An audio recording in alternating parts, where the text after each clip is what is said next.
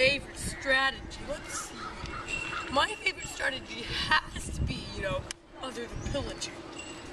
When we catch birds and then we tie twigs that are on fire to the birds. And then we let the birds fly away. And the birds land in their nests, and the nests burn down the trees, which burn down the villages. And then it's all just burned down. Very interesting. I've never heard anything like that before. Cliff, I was thinking about making my very own Viking longboat. Could you tell me a little bit about them? Yes, of course. Viking longboats have a square sail that is usually painted with red, blue, or green stripes. On Viking longboats' fronts, there's a dragon to scare away enemies or villagers. The boats are swift and could go up fjords, and Viking longboats could hold up 40 to 60 men. They also have a little spike at the bottom of the boat, which is very useful to bash other boats so you don't have to get off yourself.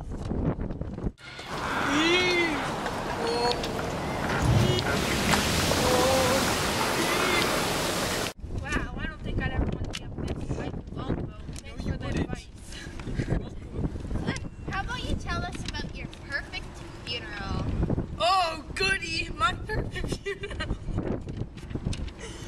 Well, for starters, I would like to die in battle so I could go to Valhalla! I'd also like to be burned with all my possessions. I would also have my wife buried or burned with me.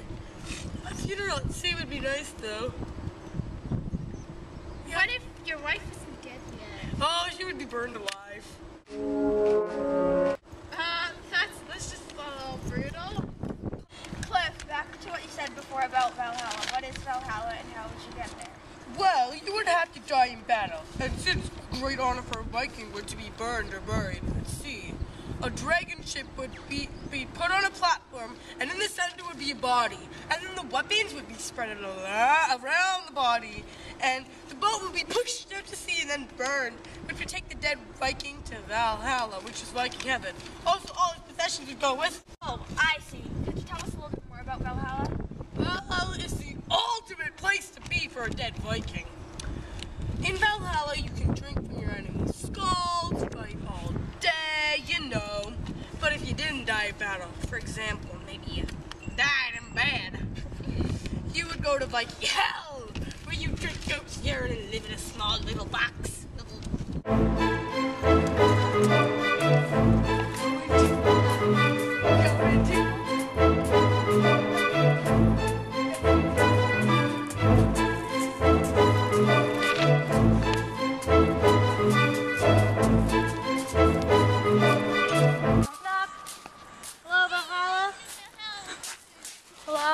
What's your name?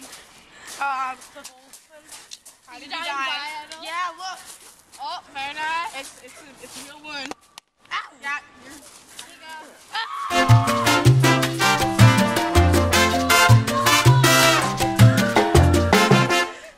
Oh, wow.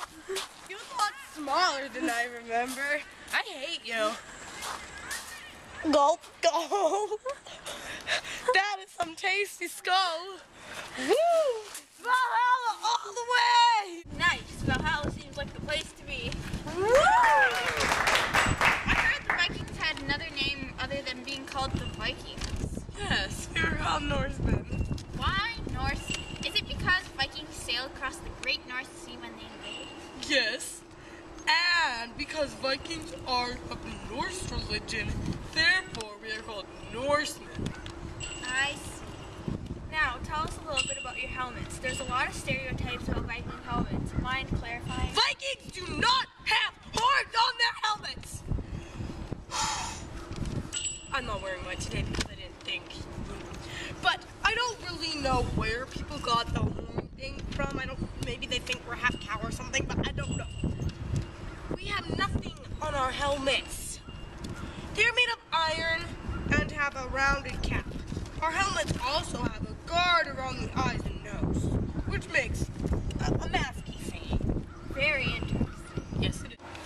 I heard we get plenty of words from the Vikings. Can you name some of them? Of course, we get the words scared, anger, berserk, rotten, mistake,